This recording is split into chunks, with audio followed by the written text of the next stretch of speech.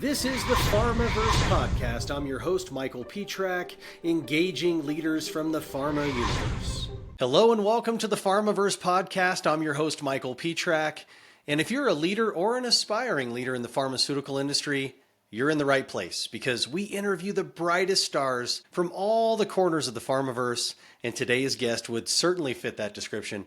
We're joined by Tonia Nesheiwat, the VP of Medical Affairs at Caribou Biosciences. And today we're going to be discussing a variety of leadership topics and baseball, which is a favorite topic of mine.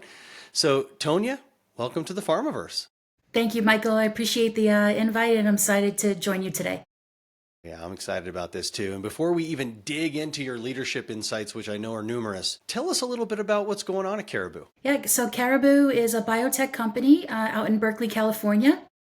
So we are a clinical stage CRISPR genome editing company working to develop allogeneic or off-the-shelf cell therapies for both hematologic malignancies as well as autoimmune diseases. We're in a unique position because there is certainly an unmet need to deliver cell therapies as quick as possible to patients. And with our approach of allogeneic cell therapies, we can do just that. And we currently have 4 programs in the clinic. CB10 is evaluating lymphoma and lupus, CB11 in multiple myeloma, and CB12 in acute leukemia. So the team and I are working very hard for multiple data readouts in 2025. Exciting times.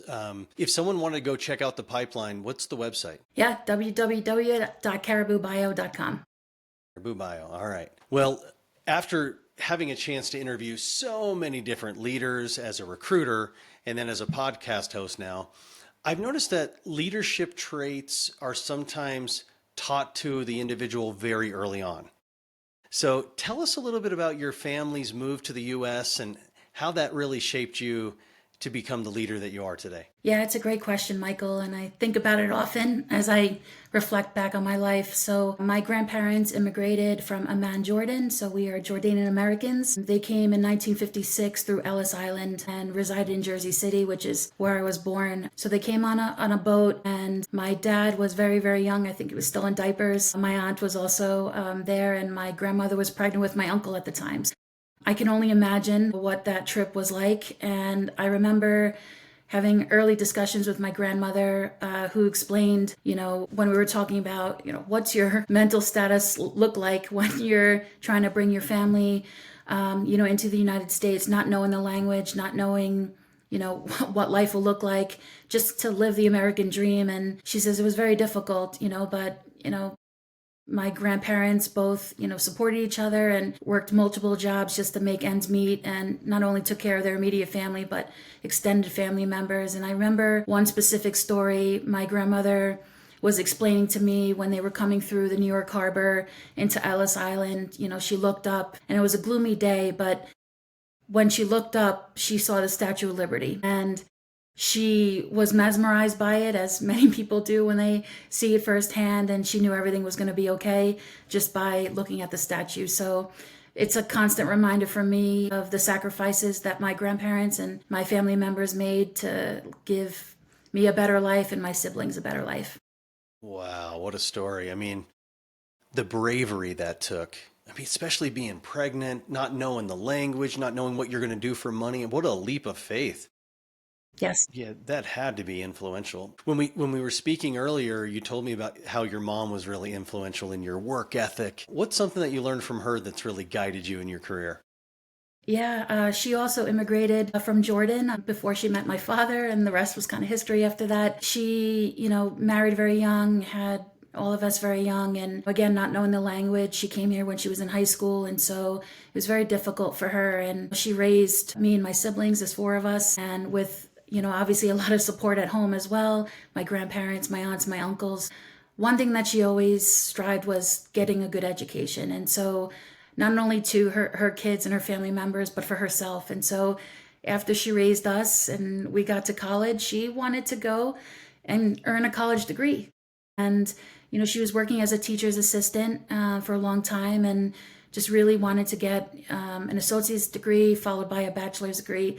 So she would work full day, come home, make sure food was on the table, make sure everybody was okay, and then do her school and education. And I was super, super proud of all of her things that she accomplished in her life. And again, it's never too late to get an education, and she's living her dream and still is teaching to this day. And it's really remarkable to see her and the impact she has on children's lives. I mean, I don't even know her and I'm proud of her. I can't imagine what you're feeling. That's so cool. I mean, talk about you can tell a child, work hard or persevere or all these things, but when they see you doing it, I mean, a parent's example is the number one thing that children learn from. It's got to be great to have such an example right in your house. For sure. And watching my father support her through it all was also something amazing. He always came to our sporting events, never missed a game, took 3 buses to make sure that he got there on time, as my mom was working and doing other things. So it was really remarkable just to see the camaraderie within a family and how one supports another. Yeah, we're going to get into your sports background, but first I have to ask you, you talked about your siblings. There must be something in the blood because your twin sister is also a high level leadership. She has a high level position too, right? In Yes, industry? she does. So she is also a vice president in the clinical development group at Daiichi Sankyo, and very, very proud of her and her accomplishments. We are both PharmDs. We went to Rutgers together and did fellowship as well. And to see her, blossom into the leader that she is, Michael, is really rewarding for me. Not just that it's a reflection of all the things that we've gone through, but also just super proud moment. So if you ever need another guest on your podcast, Michael, I'm sure she would appreciate an invite. I've had a chance to speak with her. She's just a gem of a person too. So with your 4 siblings, are you guys the 2 oldest or the 2 youngest? We're the middle. So older brother, and then my sister and I, and then a younger sister. So 4 of us in total. And of course, our sister-in-law as well, and our niece and nephews. So really, really cool experience to see family grow over time. Yeah, I got to think your parents with everything that they've been through, and then all of a sudden they're finding out that they're going to have twins. That had to be a shell shock. It definitely was, Michael. And my mom didn't know she was having twins until childbirth. So you can only imagine that surprise of the family. It's a great story, and super glad to be on this earth and to share it with my sister. Yeah, that's cool. And, this is the part of the conversation that really I want to dig into because I was a former college baseball player. I was a baseball coach before I got into recruiting. And I understand that you and your sister played competitive baseball and softball growing up, right? How did that experience help you as a leader? Yeah, we did. When we were growing up in Little League, there was no softball team. So if girls wanted to play, baseball or softball, you had to kind of start in baseball first. And so we were 2 of 5 girls in the entire league. And so because we were siblings, they wouldn't allow us to play on the same team, which probably was for the better. Although I think if we were on the same team, we probably could have dominated. But the experience there was really important for me and how I, could continue to be a leader because you look around and you don't see many people who are like you. Others may be more talented than you and just kind of born that way. But I always said to myself, and my dad and my uncle and my brother always said, never, ever, ever let anyone work harder than you. And so, nobody can ever take that away from you. So yes, there's always going to be more talented people in the world, but that doesn't mean you can't get to where they are by just working hard and just keeping at it. So I think those are some of the things that I learned early on in baseball. And then eventually, as I got older, there was a softball team. I played in high school as well and was considering playing college, but considering the rigor of pharmacy school, that was going to be really difficult. But I still play recreation to this day, which is something that I appreciate. Yeah, I guess you were the ringer on the Novartis softball team back in the day. Is that right? It's been a while. Yeah, that was a really awesome experience. You're working at a pharma company and they also have a softball team. It was very competitive. You had to try out to even just make the team. And my sister and I were on the team and it was just awesome. And the first year we played together, we actually won the Morris County Championship, which was really a cool experience. And we couldn't repeat, but we certainly had a really fun time just playing with our colleagues as well. They finally let you and your sister on the same team and you guys won the championship. That makes sense. So what position did you play? Catcher? Do I remember that right? Catcher, yes. Yeah, I was a catcher too. Yeah, and a lot of times a catcher will be thrust into leadership positions. Like a lot of the coaches, major league coaches were former catchers.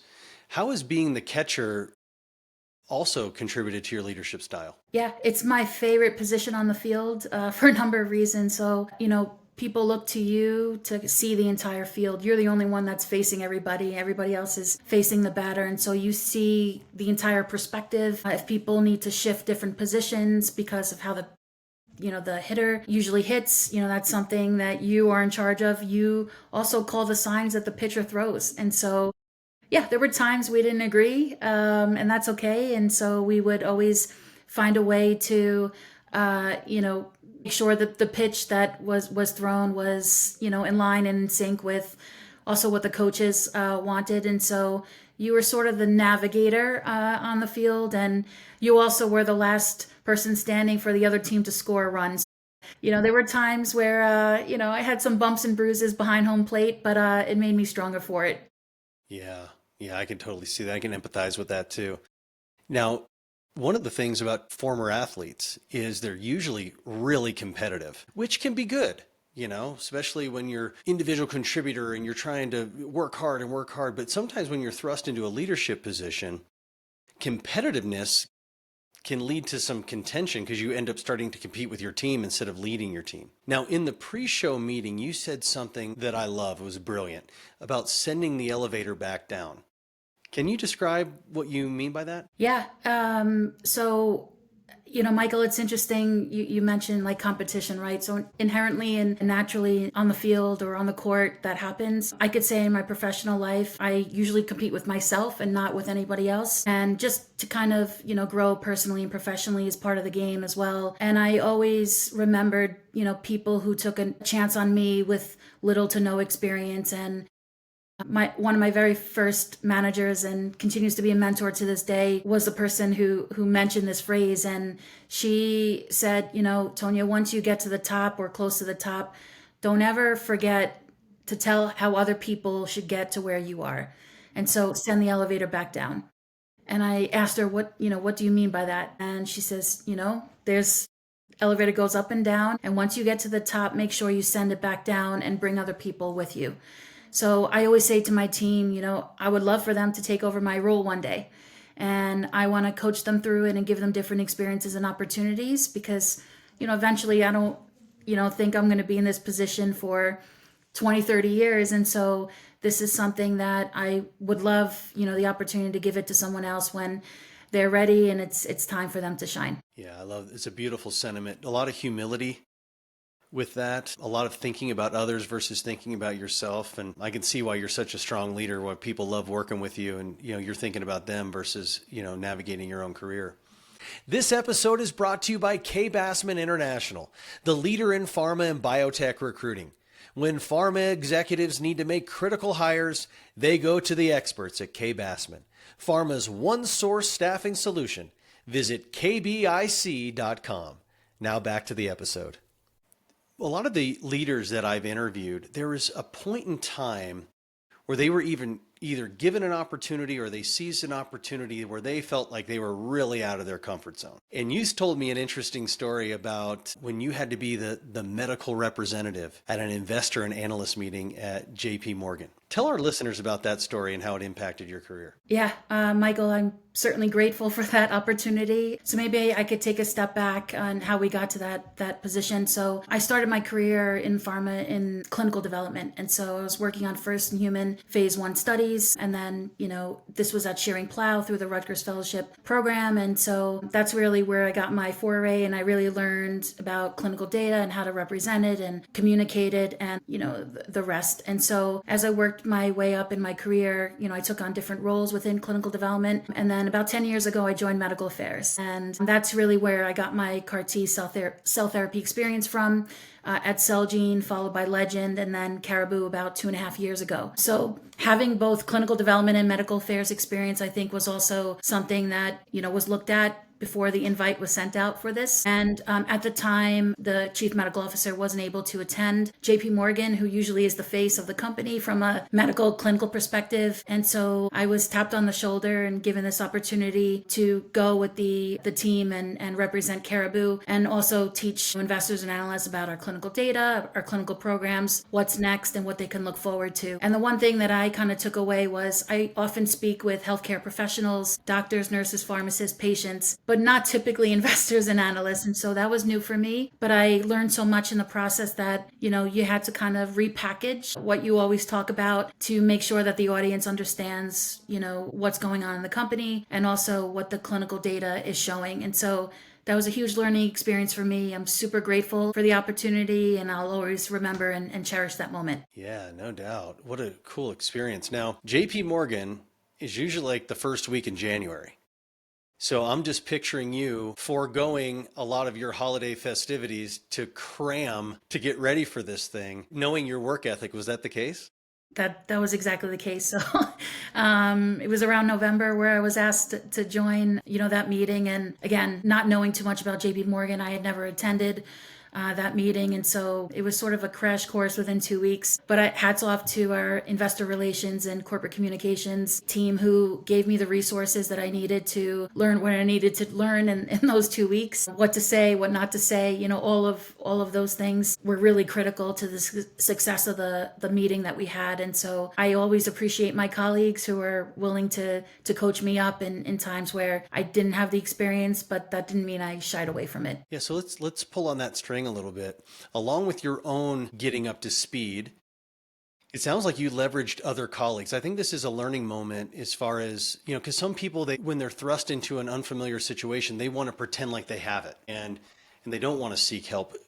How receptive were those individuals in helping you? They were extremely receptive, and they're one of my favorite teams to work with. You always have favorites, so to speak, but just working with the cross-functional team, and knowing that you could rely on them to provide information to you, just to kind of bounce ideas off of. They really look to me as the clinical medical expert, but there's always ways to finesse things. There's always ways to better communicate and be more efficient in your communication style. And that's what they do for a living. And so I always appreciate the tips and tricks that they give me as I prepared for these meetings. And also, I took a lot of those learnings into my day-to-day as well, just to be as efficient as possible and communicate clearly, just so others understand, the first time and not have to go through multiple iterations to understand where the company's going and what the data is representing. I got to think that also as a leader gave you like this enterprise view, a bigger view, because you're, clinical development, medical affairs, you can get sort of stuck in that silo of thinking. But when you have to talk to an analyst, and they're not clinically, medically, scientifically trained, and now you're talking about business, that's got to change your whole view and your perspective as a leader. Is that fair? Very fair. Yes. Just the line of questions that they were asking were also new to me. And so it was a lot of on the fly responsiveness and taking in what question they really wanted to get at and being able to respond in a way that was not only helpful, but was meaningful for them and to do their job as well.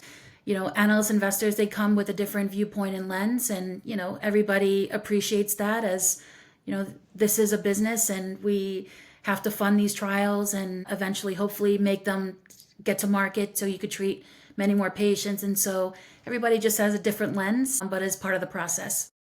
I got to think in that meeting, there were some major curveballs, and you're in there, with the bat ready to hit whatever they send your way. But to talk more about your comfort zone, what advice would you give to other medical affairs leaders in this environment? Because there's a lot of challenges that are facing medical affairs. What advice would you give to medical affairs leaders? Let me repeat the question, Tonia. So what advice would you give to other medical affairs leaders? Because there's a lot of challenges facing medical affairs today, just facing pharma in general. What are some advice you would give to a medical affairs leader? Yeah, that there's many paths. So, many leaders, I think, often strive to who was in front of them and how do they do it, and they try to, follow in their footsteps. But that doesn't mean that that's always the best way or the most efficient way to do things. I became a med affairs leader through clinical development. And so I often get asked by other leaders, do you think you're stronger for being a leader because of your early clinical experience? And I absolutely say yes, because at the end of the day, in medical affairs, you're communicating data. And I remember in my career, I was, all hands on deck with reviewing the data and understanding it and speaking with investigators and enrolling patients. And so that experience doesn't leave you, and it makes me a stronger leader from that aspect. So yes, people can go into medical affairs right away and still be very successful, but you could also start another function and make it into medical affairs and be just as strong and just as successful. And there are a lot of challenges facing medical affairs, facing the pharma industry. From your lens, I'm just thinking about Caribou, trying to get this allogeneic CAR T therapy to the industry or to the market. What are some of the biggest challenges facing medical affairs leaders today? Yeah. So speaking about the allogeneic CAR T space, so it is super competitive. There are multiple assets that are already on the market. And so we often have to kind of play devil's advocate, so to speak, and say, yes, there are very effective therapies out there. However, there could be better solutions for patients and treating them quicker. And so having an open mind to go into a space, even though it's very crowded, you can still find your niche. And at the end of the day, if you could treat patients quicker, that's really, really rewarding. And so that's the beauty of an off-the-shelf therapy. And so there's no long manufacturing times. You could treat the patient and essentially overnight, because the product is used from healthy donor T cells and not from the patients themselves. So this is something that, why I joined Caribou, because I always felt that there was still an unmet medical need there. And hopefully some of these products can make it to market over the next coming years.